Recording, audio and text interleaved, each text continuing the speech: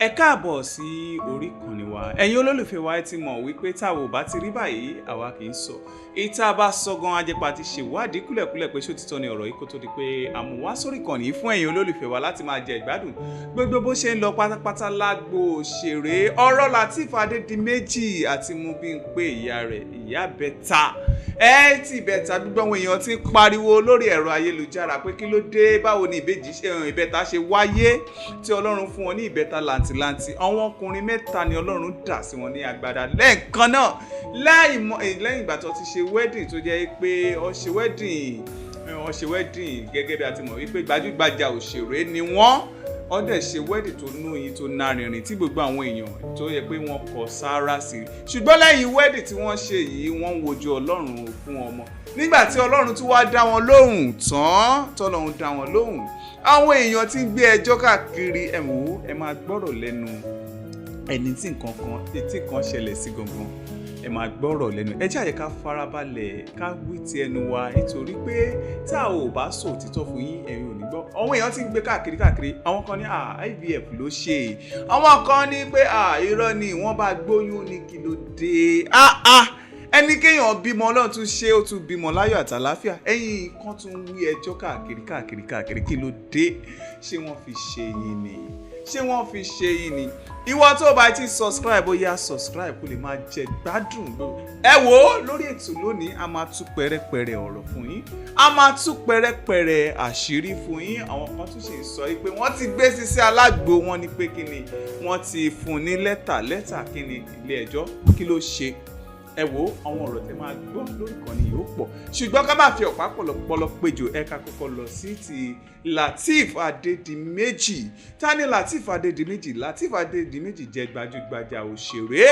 òṣèré tó ti kópa nínú àwọn fíìmù tó pọ̀ rẹpẹtẹ tó jẹ́ pé ẹ̀yin gan ìwo ló tiẹ̀ ṣe tó jẹ́ pé ẹ̀yin gan rántí ó yẹ jẹ́ kí kọ́kọ́ máa mọ̀ ní comment section ní tèmi mo ti dárúkọ Lísàbí ṣé ìwọ ti wọ Lísàbí rí tó bá ti wọ Lísàbí ó yá jẹ́ kí tó mọ̀ yẹn náà ní comment section àwọn Lateef Adedimeji ó ti kópa nínú fíìmù tó pọ̀ lọ́pọ̀lọpọ̀ Mobímpé ìyàwó rẹ̀ alájà kíni ti fíìmù tó ṣe tó yẹ pé ó trend gan ní YouTube tó yẹ pé ó ní part 1 ó ní part 2 ó ní part 3 tó yẹ pé alájà tó yẹ pé báyìí ni kí kọ́kọ́ fún yín ní ọ̀rìjó ẹ̀ tó yẹ pé ó lè sọ pé hello alájà mo ṣẹ̀ṣẹ̀ kúrò Dublin lénìí ni kódà gan mo ṣẹ̀ṣẹ̀ sẹ́ndì bóyá 13 billion séèyàn kan ni alájà tó fúnyàn ní lámbà kí ni title fíìmù yẹn ẹ jẹ́ ká tún mọ̀ yẹn náà ní comment section ká má fi ọ̀pá pọ̀lọpọ̀lọ péjọ ká go straight to the point ẹ ti mọ̀ gẹ́gẹ́ bí a ṣe máa ṣe lórí ètò lónìí ẹ wò ní ipa nǹkan tó ń ṣẹlẹ̀ ní Nàìjíríà jẹun fatasára nǹkan tó jẹ́ kó jẹ́ lásìkò má jẹ́ kí anybody pressure ẹ a mọ̀ pé gbogbo wa la mọ̀ pé nǹkan kan ń lọ nínú Nàìjíríà tó yẹ pé ìrònú ń pọ̀ lọ́tún lọ́sí má dẹ̀ bá ẹnikẹ́ni jà ẹlòmíì níbi tó ti yọ blow sí kíní ibẹ̀ ló ti lọ ní dèrò ọgbà ẹ̀wọ̀n ká má fi ọ̀pá pọ̀lọpọ̀lọ péjọ gẹ́gẹ́ bí mo ti ń sọ̀rọ̀ nípa Lateef Adedimeji ó jẹ́ gbajúgbajà òṣèré tó jẹ́ pé àwọn èèyàn nífẹ̀ẹ́ sí lọ́pọ̀lọpọ̀ ní ti Lateef Adedimeji a dẹ̀ mọ̀ wípé Lateef Adedimeji ó jẹ́ ẹni tó yẹ pé ó ní ìbẹ̀rù Ọlọ́run dáadáa tó bá ní èèyàn ní ìbẹ̀rù Ọlọ́run ó ní ìbẹ̀rù Ọlọ́run dáadáa ẹ̀sìn tí a dẹ̀ mọ̀ mọ́ ni mùsùlùmí nítorí pé tó bá ń ka kéwú báyìí Lateef Adedimeji ó dẹ̀ jẹ́ ọkùnrin tó rẹwà tó jẹ́ pé bó bá ń kọjá lọ ṣé àbí kọ́ bá ní pé kó wá tì ní á ní Lateef Adedimeji ó yá sáré ṣe bẹ́ẹ̀ ni tó ń sunkún tó bá ti wojú yín báyìí kí ló máa ṣẹlẹ̀ omi máa jáde láì tí ì fi rọ́ọ̀bù sójú Lateef Adedimeji ó jẹ́ ògbóǹtarìgì òṣèré onítíátà tó dẹ̀ pé Ọlọ́run gbà fún lọ́wọ́lọ́wọ́ ṣùgbọ́n àwọn èèyàn ti ń sọ oríṣiríṣi gẹ́gẹ́ bí ti Mobímpé ẹ mọ̀ pé obìnrin ló máa ń face a lot obìnrin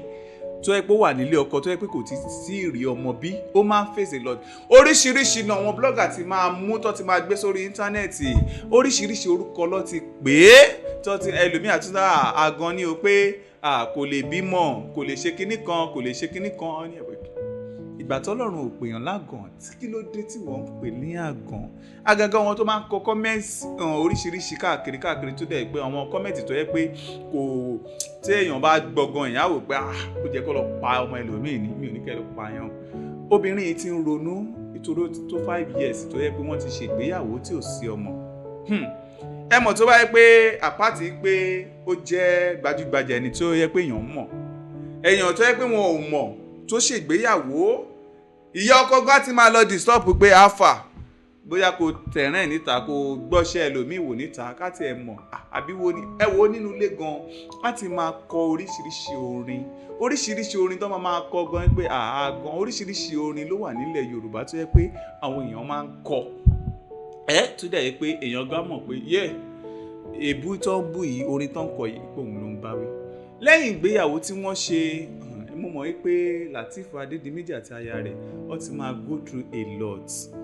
mo bí n pé náà mo mọ̀ wípé á ti sunkún ibi tí Lateef wà gan ìgbà tí Lateef gan ò sí á ti sunkún mo á fi àkókò ìtún gbàdúrà fún ẹ̀yin tí ẹ̀ ń wojú Ọlọ́run fún ọmọ Ọlọ́run máa dùn yín nínú Ọlọ́run máa dùn yín nínú ẹ̀yin tí ẹ̀dẹ̀ ti bí náà ọmọ yín náà ò ní kúkú òjijì ẹ̀yin fúnra yín náà ẹ ò ní kúkú òjijì ẹ̀yin owó tẹ máa fi tọ́ ọmọ yìí Ọlọ́run máa pèsè fún yín Ọlọ́run á pèsè fún àwa náà tá jẹ́ olóòtú ètò Lateef Adedimeji ọmọ 3 tó bí báwo ló ṣe ṣẹlẹ̀ báwo ló ṣe wáyé nítorí pé ọ̀pọ̀lọpọ̀ àwọn èèyàn ló ti ń gbé wọ́n ní IVF ni àwọn kan ní rárá o surrogate ni bó ṣe ń sọ̀rọ̀ báyìí àfi bẹ́ẹ̀ ni pé wọ́n wà ń bẹ̀ ọmọ ẹ̀dá Ádámọ̀ ọmọ ẹ̀dá èèyàn oríṣiríṣi ṣáà ni wọ́n gbé kiri ẹni kó bímọ ó dẹ̀ ti bímọ ìwọ tún ni kẹ́hìn tẹ́ tún gbé kiri lọ́tún lósì ń pé surrogate ló ṣe ni o àbí IVF ló ṣe ìwọ gọ́gọ́ lẹ́yìn rò bóyá ó ṣe ó yá ẹ ká tún kọ́kọ́ mọ̀ ní comment section ká tó sojú abẹ́ǹkò fún yín èwo ló ṣe gangan ṣé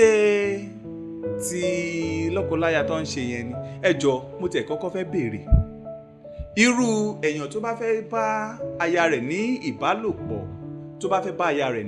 ìbálòpọ̀ irú style wo ni ló máa ṣe ná tó máa fi bí ìbẹ́ta ẹ̀yin tẹ́ bá ti bí ìbẹ́ta ni kẹ́ ẹ sọ̀rọ̀ o àbí ẹ̀yin tẹ́ bá ti bí ìbejì òun ni kẹ́ ẹ sọ̀rọ̀ irú ẹ wò ẹ má kọ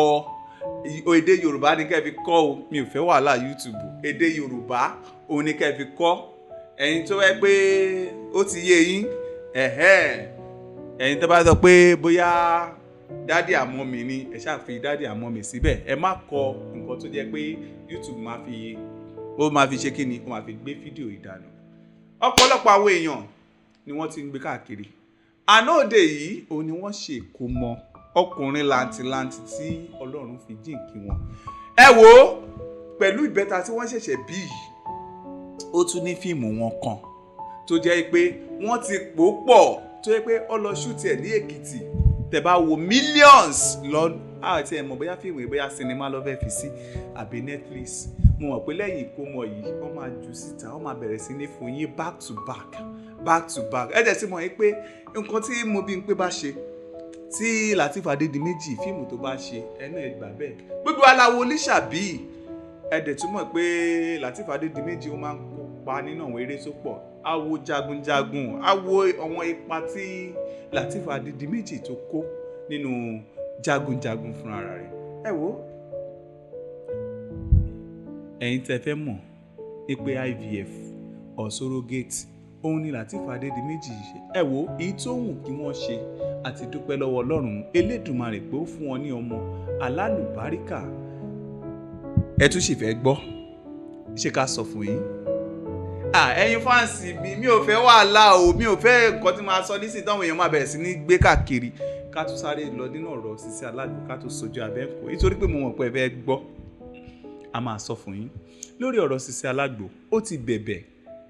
ó ti ní ká ẹjọ́ kẹ́ dáríjì òun ó ti bẹ̀ ẹ̀yin alábíamọ ayé ẹ̀yin abíamọ ọ̀run ó ti bẹ̀ gbogbo yín ó ní pé àṣìṣe ni òun lòun ṣe kò dẹ̀ sẹ́ni tó kọjá àṣìṣe kí Elédùmarè kó kúkú máa ṣọ́ gbogbo wa ni àṣìṣe ló ṣe nítorí tí ò bá ṣe àṣìṣe ni kò ní í gbé àgbo jáde lẹ́yìn ìgbà tí fídíò ti jáde sórí ìkànnì orí ẹ̀rọ ayélujára tí àwọn èèyàn ti ń wò lọ́tún lósì tó tún wá gbé àgbo jáde pé àgbo tó bá mọ̀ pé ẹni mẹ́ta ẹ fẹ́ máa bára yín nájọṣepọ̀ pé àgbo rẹ̀ rèé o ó ṣe kíní kan kò kúkú ṣe pé kò nójú tì kò ṣe pé kò tijú kò ṣe pé kò nójú tì ó lè máa ronú ó tún wò pé pé kó má fi ìrònú para òun pé kóun kúkú máa tajà òun ṣùgbọ́n ìyẹn ọmọ Nàìjíríà gẹ́gẹ́ bẹ́ẹ̀ ti mọ̀ ṣápálì ẹ sáré bá twist ẹ bá ṣe jẹ pé kò wá sí ìtìjú àdẹ́n bóyá jẹ́ ká ṣe gangan nìyẹn bóyá jẹ́ ká ṣe nìyẹn nítorí pé a ò gbọ́dọ̀ máa fi ààyè gba ìwà bàjẹ́ lórílẹ̀‐èdè Nàìjíríà ìwà bàjẹ́ ó jẹ́ nǹkan búburú tí kò dáa rárá ẹ wo nípa ti Sisi Alágbo àwọn kan ni wọ́n ní o ní pé ó ṣeé ṣe kó fojú balẹ̀ ẹjọ́ wọ́n á ní kí ló dé tó máa fi fojú balẹ̀ ẹjọ́ o ṣóun ló gbé fídíò jáde ọkọ ilé rẹ̀ tó fẹ́ ṣe bóun náà wà ń bẹ̀ ìṣojú ẹ̀dẹ̀ ni kò dẹ̀ kó faṣọ dé lójú ẹjọ́ náà irú obìnrin Sisi Alágbo máa ṣọ̀wọ́n o kó jẹ́ pé oníyàwó ó tún wá ń gbé ọmọ wá fún ẹ pé kẹ̀dẹ̀jọ ṣèbí ìranù tó fẹ́ ṣe yẹn ó yá máa ṣe lójú wa jẹ́ kájọ máa rìkọ́ọ̀dù ẹ̀ kájọ máa irú obìnrin yẹn máa dá o irú tó yẹ kí bàbá rárá máa lọ gbá àwé ó yà rárá gbé kíní wá fún ó rárá gbọ́mọ wá fún bàbá ọmọ yìí náà yẹ ó ga o ṣé bọ́dí òòṣà jẹ́ pé méjì obìnrin ò dénú òòṣà jẹ́ pé méjì obìnrin tí ò dénú yẹn ìtọ́ tẹ̀sí lọ ṣe ń ta gan ẹ mọ bóbìnrin mi ṣe ń para nínú ilé pé ìwọ oníranù oníṣìnà ṣìnà ti báyé ẹ jẹ́ gbogbo àwọn ọmọ ẹlẹ́sẹ̀ tó ń gbé kiri obìnrin mi tó wá ń para fọ́kọ báyìí obìnrin tó ń para fọ́kọ yìí kò tí ì rí obìnrin tó gbé ń ta o ó kàn ṣe ń gbọ́ ni ìwọ tó yẹ pé o tún wá o náyà o tún jẹ́ kó máa ṣe lójú ẹ pé ṣé irú obìnrin bẹ́ẹ̀ ṣá máa ní ó ń ṣàgbèrè ń ta ni àbí kò yé mi nítorí pé mo ti rọ ọ̀rọ̀ yìí títí ṣá máa nírú obìnrin bẹ́ẹ̀ ṣó ń ṣàgbèrè ń ta ni àbí òun náà bóyá bí ọkọ ẹ̀ ṣe ń judán tó mọ̀mọ́ ṣe àbò ń ṣe ń ta ni àbí kò yé mi ẹ jẹ́ mọ̀ comment section ẹ mọ̀ pé èmi ọmọdé lèmi àgbàlagbà lẹ́yìn bóyá kẹ́ túbọ̀ láyé mi dáadáa